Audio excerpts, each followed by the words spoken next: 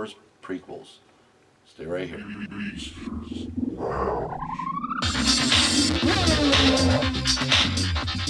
Welcome everyone to episode 6, Attack of the Clones, a prequel episode 2 of the Star Wars trilogy.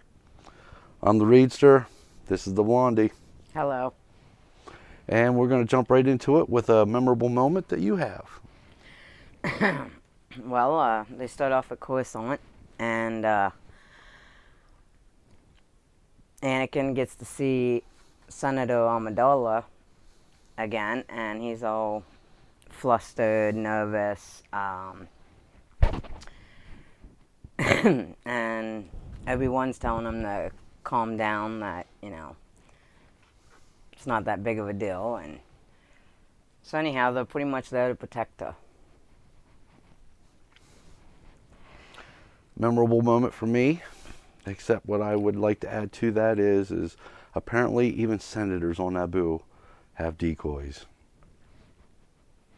Yeah, that is that is so true. So the way I got to see it is apparently everyone of authority on Naboo have decoys. So I wonder, you know, they got like a whole regiment of decoy elected officials running around on Naboo. How can you ever figure out what the heck's going on? How do you know if any of them ever go rogue when you're going to find out, like, that wasn't even real and it was that was the decoy, all like disgruntled, a disgruntled decoy. My next memorable moment in this movie is in the background, actually, when we first go in and the Jedi are talking with Senator Palpatine. If you look in the background towards the door, you get your first look at the Imperial Guard. That's very notable in the original trilogy with the Emperor. He's got those traditionally all red stormtrooper looking like guards. Well, I just happened to notice if you look in the background towards the doors, there they are. Pretty cool. Well, then after they're there to protect her, I know, I thought it was cool when Obi-Wan and Anakin was talking, you know, she's in the bed sleeping, and they sent that changeling looking for a bounty hunter that was sent in by the bounty hunter.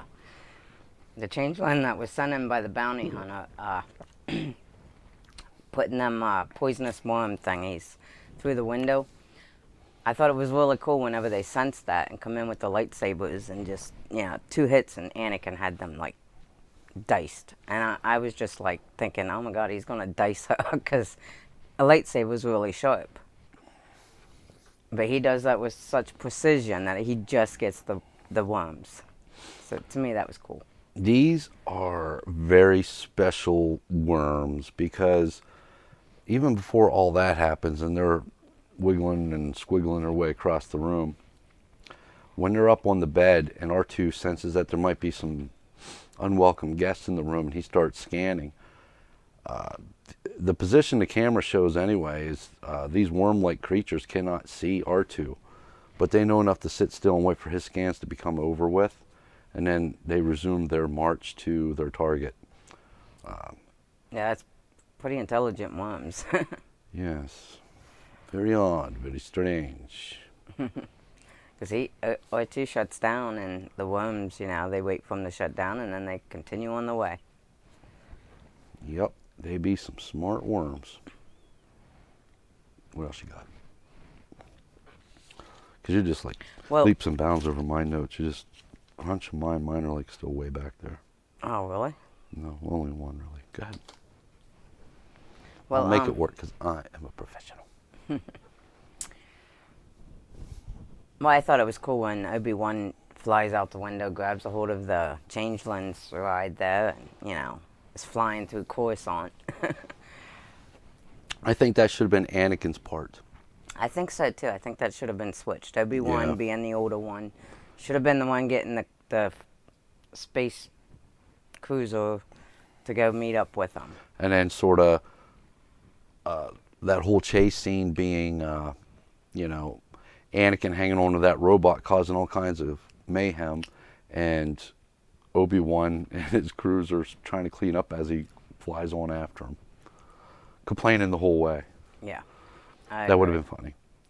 And it would have been more true to the characters because Anakin's being very weird, coming of age, and you got those Jedi hormones raging, so he's acting like a fool, and Obi-Wan's trying to keep him in check. So speaking of Anakin Skywalker in this one, I won't mention it again because it's throughout the whole movie. I'll just put it here and be done with it. My take on Anakin at this point, I did find his character annoying, but I think it was that way by design. I think he was, it's a story of Anakin, his story arc of coming of age, being torn between good and evil, and how do you express that, through the movie. This is the way the character portrayed it and everything. So I understand it, and I think that's exactly the effect they were looking for. However, I fear that this was mistaken by some of the fans as just being a bad actor and a bad representation of what and how Anakin was supposed to be, and dare I say expectations, because I don't think there really was a lot of expectations. We were all learning the story together. However, I just want to point out that the character of Anakin, the way it was portrayed in this one, he was very unpredictable. His emotions were all over the place, and I think it was that way by design. I think that it was actually well portrayed. However, I personally found him mostly annoying, but I'm sure it was that way by design. It wasn't because of bad acting. I'm not attacking the actor. I'm saying the character Anakin, I found him to be very annoying, and that Obi-Wan was showing a lot of patience with him, because he was just all over the place emotionally, and that is just not a way a Jedi's supposed to be. Right. Yeah, Obi-Wan had to put him in check quite a few times. Yes, because Anakin was having a hard time dealing with his emotions, and as an audience member, I found his character annoying, but I don't mean that in a bad way. I mean it was annoying in a good way for the movie. Unfortunately, I think fans took that away as a bad performance, and I don't think it was a bad performance. I think that is the way he was supposed to behave. So either people took that as a bad performance just so they had something to complain about, or they truly felt that way. But I'm just putting it out there how I felt about it, because I did feel the annoyance as well, but I attribute it to how well the actor portrayed the role. I found it quite funny, the bickering between Anakin and Obi-Wan. I found it quite humorous. I'm talking about everything, not just the conversations between Obi-Wan and Anakin. I mean his whole rants whenever he's with Padme and everything, very being immature, breaking down and crying and stuff like that, and just throwing fits. The way he broke down and was throwing those fits, that was some really great acting, to the point where it even annoyed me. It's like, God, is he just going to keep whining about it? But again, that's not an attack against the actor. Okay, that was a good performance of being annoying. Hopefully that's what he was trying to do, because that's how I felt. Right. It didn't bother me about how he was, I didn't even really sense too much of that. I thought, because he left his, mother such a young age, found out he's a Jedi, I thought that was to be expected. Well, I feel it's to be expected from you or I, but a Jedi is a whole other echelon of behavior and discipline. There's some things you don't expect from Jedi, and emotional outbreaks is not one of them. That's the way it's supposed to be. The end of the chase at Coruscant, I thought it was really freaking, deep how they cut off the changeling's hand. I didn't catch that for a long, long time, and to be brutally honest, I actually only seen that the other day whenever I was slowing it down, pausing it, and really trying to figure out what all equipment did this bounty hunter just lose. And then I realized it wasn't her gun chopped in half like I thought all these years. I took a look at that. I'm like, that's a good portion of her arm. like all the way up to the forearm. Well, I figured that she had her arm cut off because of the way she was holding it up against her.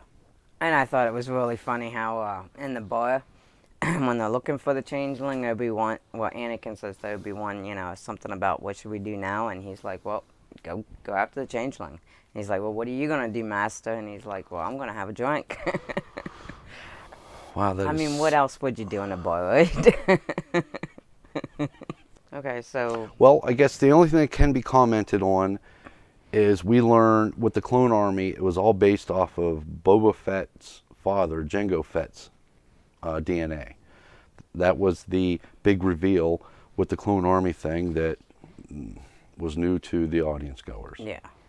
So then you have Anakin protecting Padme on Naboo. And there's romantic scenes going on in there for character building to show you how they fall in love. So let's just fast forward and jump right into the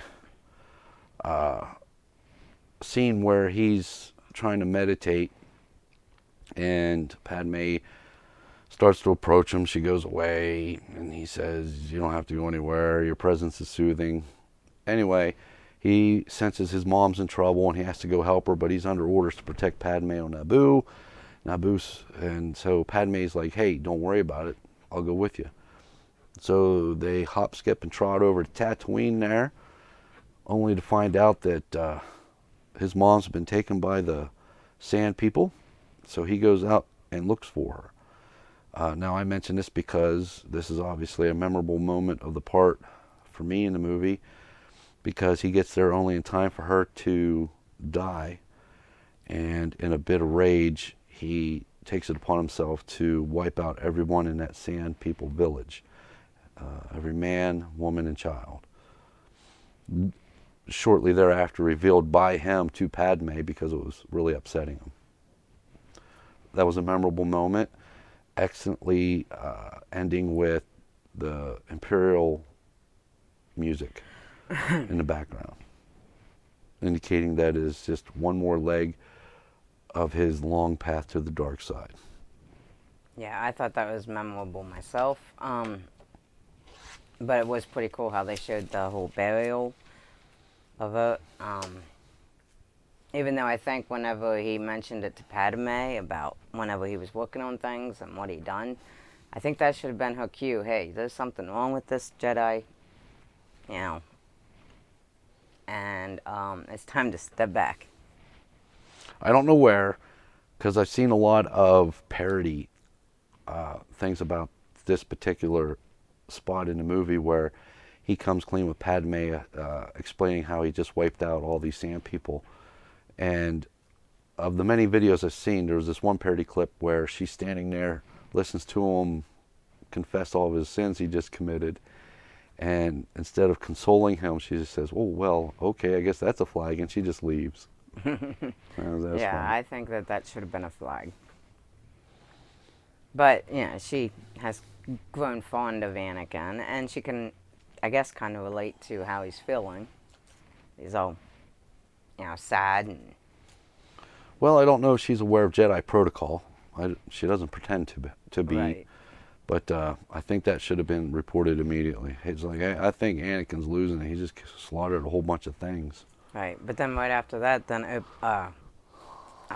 Yoda is sitting there with Windu, and he senses that there is something dark going on with Anakin. So, yeah. He's basically saying, you know, something dark's going on with him. He's in a lot of pain and anguish. And so I guess, in a way, the heads, you know, they knew about it since they sensed it. So this takes me into the big battle on Geonosis.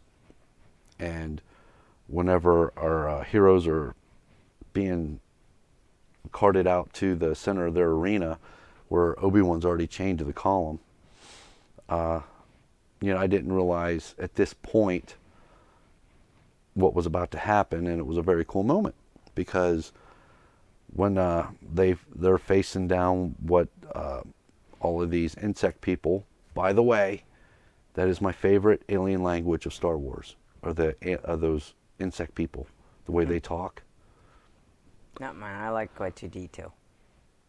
I like his little robot, talking. Fair enough.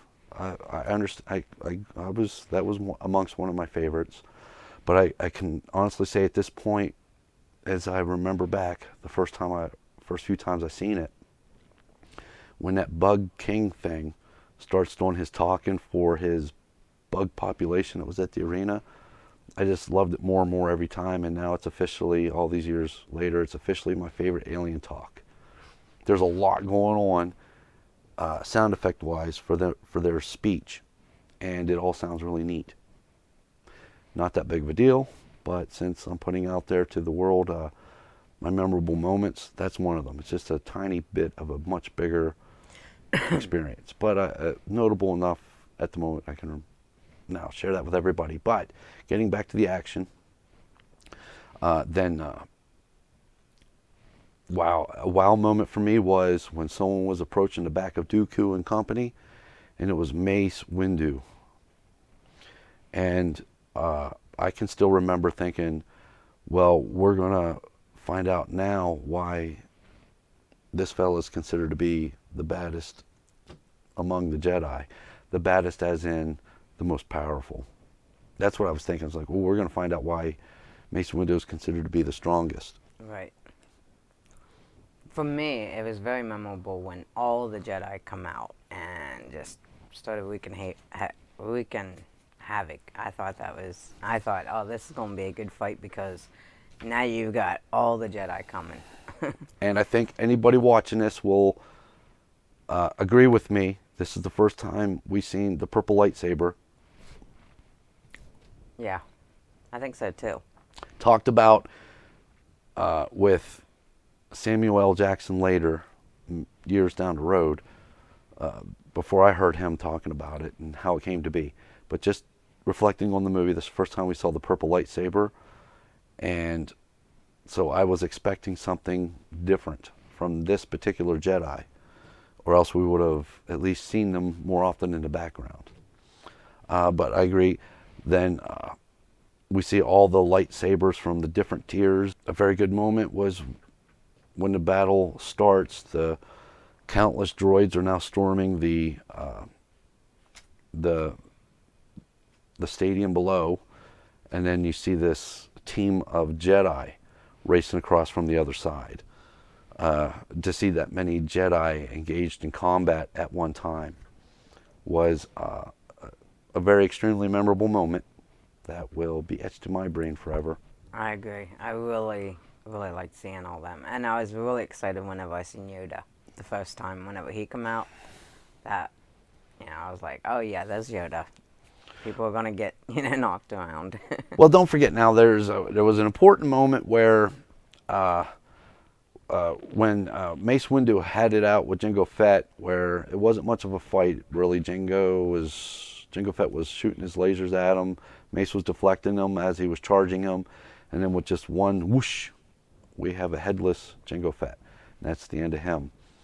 And then now, fast forward, we have the onslaught of the droid army surrounding what's left of the Jedi, and Dooku, with a swish of his hand, disengages all of the weapons of the droid army and gives the Jedi a chance to surrender. Mace takes it upon himself to say, we'll never be pawns to be bartered for Dooku. And so that's when Padme looks up and says, hey, look. And that's when Yoda comes down with the clone army. Yeah, that's right. Now, would have been cool if we would have got a little super Master Jedi action from Master Yoda. Sure. But I don't think that's where any of the creators' minds were at that moment. I think the moment was solely on, hey, look, we now have the clone army. Better back off. And so they saved the Jedi and so on. But yeah, I agree. That would have been a great moment for Yoda to show some of his stuff. I agree. Oh, that's what I was thinking was going to happen. It didn't, but I was thinking it was going to. So our heroes, Anakin and Obi-Wan, catch up with the sinister Dooku, Count Dooku. And so they have their fight.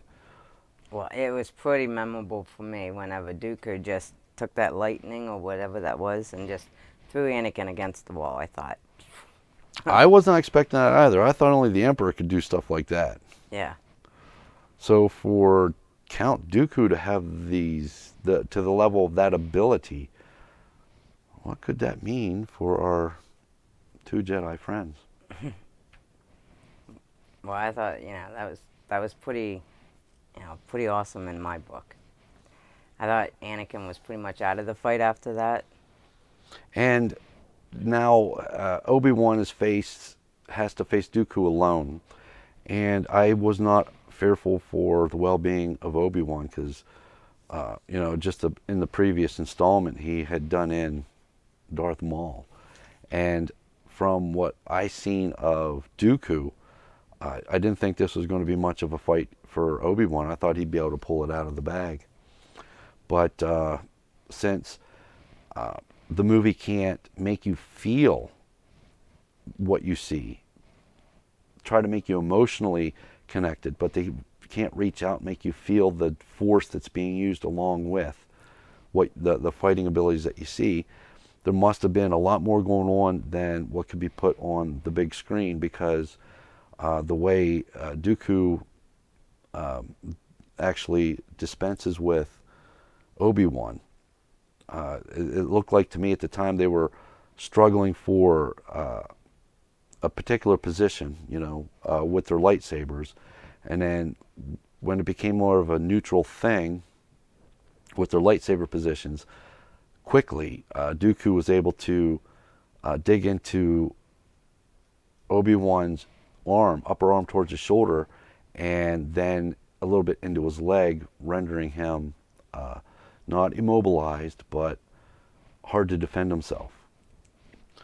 And Dooku was going to finish him off. So I was very shocked at Dooku's abilities to subdue Obi-Wan after what we've seen him do with Maul at such a rapid fire pace. I was surprised, because Dooku was at this point, more of a Emperor Darth Vader type of combat person. Anyway, then Anakin comes in and saves his life. Dooku was about ready to do Obi-Wan in. Anakin does a super fly over to, and breaks that up. All right, just to get his arm cut off. Then Anakin gets in with Dooku. Now, how I thought this fight was going to go down when I first seen it was, especially when they took the time to darken the room and let the lights, blue and red, reflect off their faces. I thought for myself, we're going to see Anakin go temporarily full dark side, and Dooku's going to feel this dark side power, since Anakin was created from the Force. We was going to see Anakin utilize for a moment the full potential of the Force, whether it be good or bad, whatever it is. It shocks Dooku, and like in the video games and stuff, there's Force powers that will temporarily immobilize people. I thought we was going to see something like that, to where Dooku was going to be frozen, and Anakin was just going to dice him up in the most mischievous way, unbecoming a Jedi. That isn't what happened, but that's what I thought was going to happen, because they were taking such great care in that scene to do that. Yeah, that would have been pretty memorable. Him temporarily losing control of his discipline, and all of this Force power comes gushing out of him. That's what I was expecting. Like a predated Darth Vader. No, you see, I feel that Anakin's a walking embodiment of the Force, and as a human being, he sees the Force as good and bad, light and dark. He doesn't see it as everything that it is.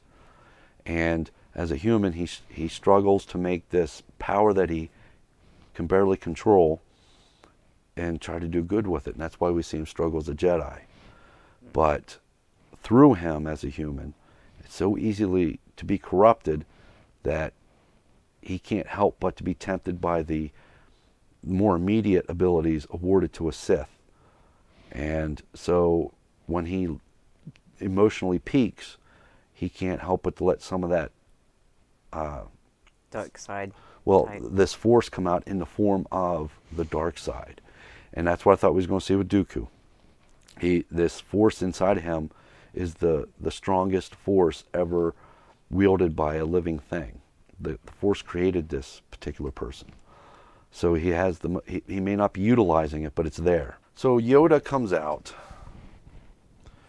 and in all of his glory, he's grunting a little bit because he's having a little bit of problems walking. And Dooku felt his presence and got his attention before he even entered the room. And a memorable moment for us is when they started exchanging the Force powers, and Dooku unleashing some Force electricity, lightning, and Yoda being able to catch it in his hand. For the first time we see something like that. Usually your lightsaber has to deflect that kind of energy, but somehow with Yoda's level of the understanding of the Force, he's able to harness it himself. Yeah, I thought that was really awesome. I really liked that. I thought right back at Dooku, that was pretty awesome. As far as the understanding of the Force goes, we have a more evenly matched fight. And this is just the prelude to what is to become the infamous lightsaber fight. For the first time, we see Yoda take up arms with his lightsaber. And I know now looking back on that moment that was talked about before the movie was released, that I think a poster or something like that was released showing Yoda with his green lightsaber ignited, and some speculation talk about, we're gonna see Yoda using a lightsaber and how that might look on screen. And so we see it, and it was a wonderful moment to see how a tired body, well-aged, could channel the Force when called upon and be able to move. Right, and there is Yoda for the first time wielding his lightsaber, hopping around and really mixing it up with Dooku. And I can understand why we didn't see much Force powers being used, because Yoda just wouldn't stop his attack. It was a fierce, constant attack from multiple directions. And it wasn't until the fight was over, whenever he called for his walking stick, and he started calming back down and was becoming troubled again, just breathing and walking. It was almost to say that him utilizing the Force to do all those things has drained him. So I can kind of understand exactly how it was all working without needing to be explained what we were seeing. So I thought it was well put. If you like what you see, why don't you go ahead and subscribe, give us a like, leave us some comments. And if you want to comment about last week's episode, we completely understand. We understand and recognize there's a problem with the first 10 minutes of the video portion of that video. We recognized it early on. And all I can say is I've deleted and re-uploaded that video on 4 separate occasions. The source file is rendered and is fine, is nice and healthy in my computer tower. And when I upload it to YouTube, it appears to be fine. And it seems like hours later, maybe a half a day later, when you go to watch it, the first 10 minutes are messed up visually. And I can't figure out for the life of me why. Hasn't affected any of the other videos. We're recording this one now in hopes that it won't do it again. So, fingers crossed. Yeah, we don't want this to be the end of the Reedsters Lounge. We just started it. We got huge plans to do things with this show later on as it begins to take off. But we realized that with our current format of not showing videos and pictures to keep you more easily entertained and just us talking, we're already at a disadvantage. And if our YouTube video is going to be visually messed up from here on out, then we don't even stand a chance. So this will probably be the end of the Reedsters Lounge, which we hope isn't the case. All right, so we're just going to say goodbye. I'm going to run this in there, start editing so I can get it uploaded. And by the will of the force, we'll see you next week. Take care.